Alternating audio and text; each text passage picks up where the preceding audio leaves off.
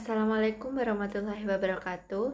Perkenalkan, nama saya Sutri Mulyani, NIM 18110111105, dan teman saya Risma Daniriana dengan NIM 18111101195, Farhan Aziz Salam dengan NIM 18111111113, Octavia Eka Mardiana dengan NIM 18111111120. Di sini saya perwakilan dari kelompok 7 kelas 4C Fikes Universitas Muhammadiyah Jember ingin mempresentasikan materi keperawatan medikal bedah dengan judul Inflammatory Bowel Disease atau IBD. Yang pertama di sini ada definisi atau pengertian. Inflammatory bowel disease atau IBD merupakan penyakit idiopatik yang diperkirakan melibatkan reaksi imun dalam tubuh terhadap saluran pencernaan. Penyakit ini terjadi pada peradangan usus yang mengakibatkan fibrosis dan gejala obstruktif sehingga mempengaruhi saluran pencernaan.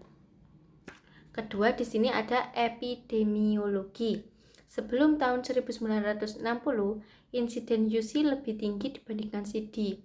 Namun, data terakhir dinyatakan bahwa insiden CD sudah hampir menyamai UC, yang mengakibatkan perubahan data ini disebabkan oleh berkembangnya pengenalan dan penegakan diagnosis CD.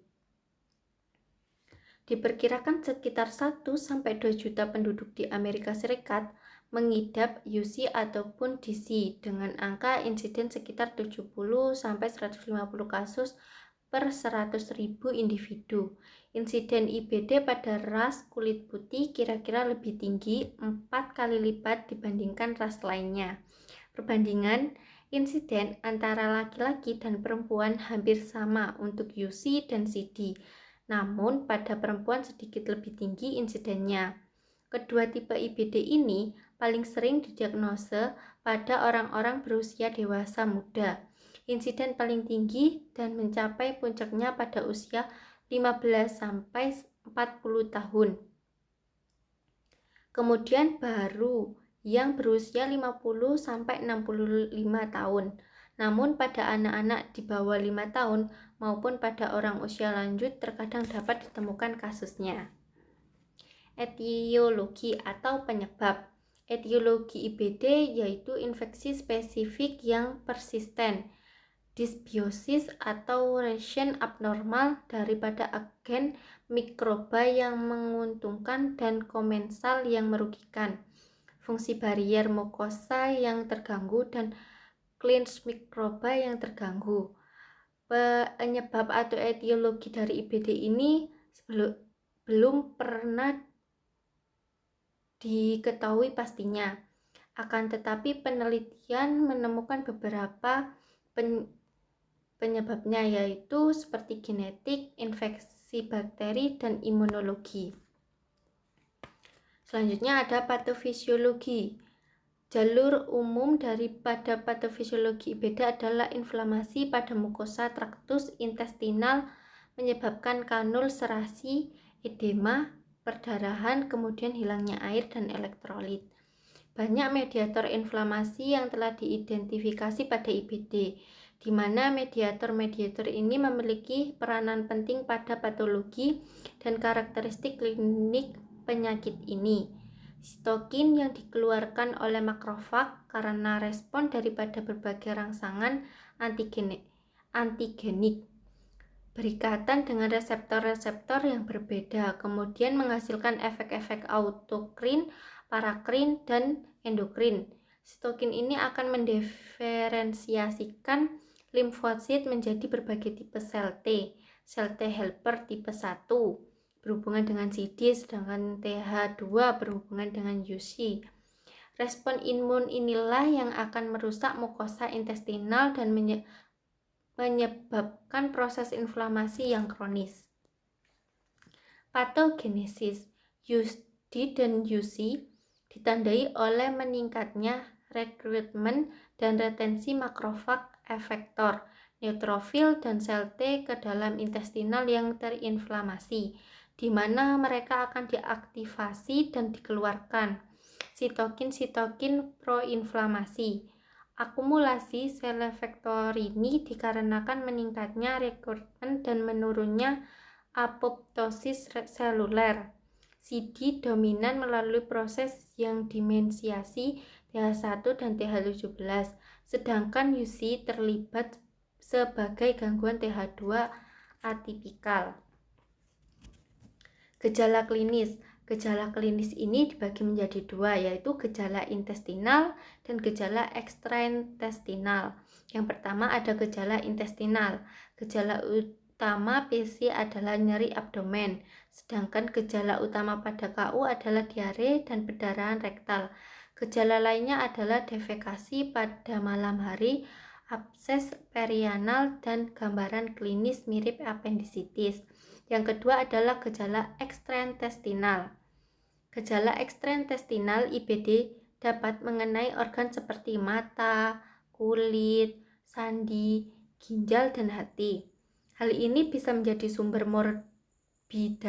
morbiditas yang dominan pada beberapa penderita. Manifestasi ekstraintestinal pada IBD diperkirakan terjadi pada sekitar 25-35% penderita. Pemeriksaan.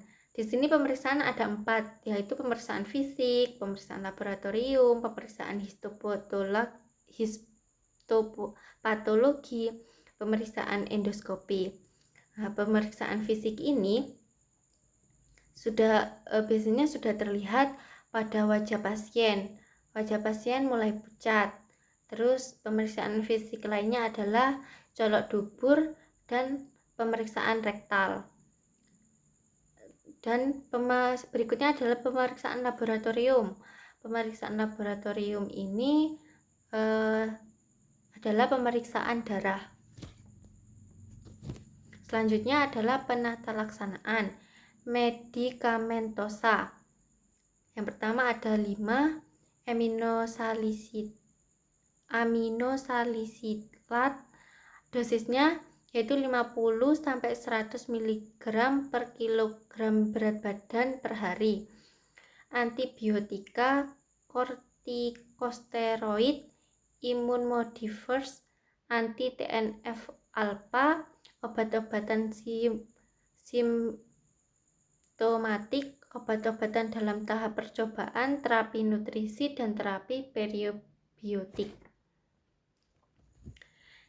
Selanjutnya di sini ada asuhan keperawatan. Yang pertama ada pengkajian. Pengkajian itu apa saja sih? Yang pertama ada aktivitas atau istirahat pasien, sirkulasi, integritas ego, eliminasi, makanan atau cairan, hygiene, nyeri atau kenyamanan, keamanan, seksualitas, dan interaksi sosial. Selanjutnya ada diagnosis keperawatan. Di sini ada perubahan nutrisi, kurang dari kebutuhan, berdasarkan dengan anoreksia, diare, dan berkurangnya absorpsi dari usus. Hasil, status nutrisi, makanan dan cairan yang masuk, pemasukan nutrisi, pemeriksaan lab, energi, daya tahan tubuh atau sistem imun. Selanjutnya ada intervensi keperawatan, pengaturan nutrisi, terapi nutrisi, penasehat nutrisi dan memonitoring, pengaturan cairan dan elektrolit, pengobatan medis, terapi intravena, pelaksanaan nutrisi total parenteral.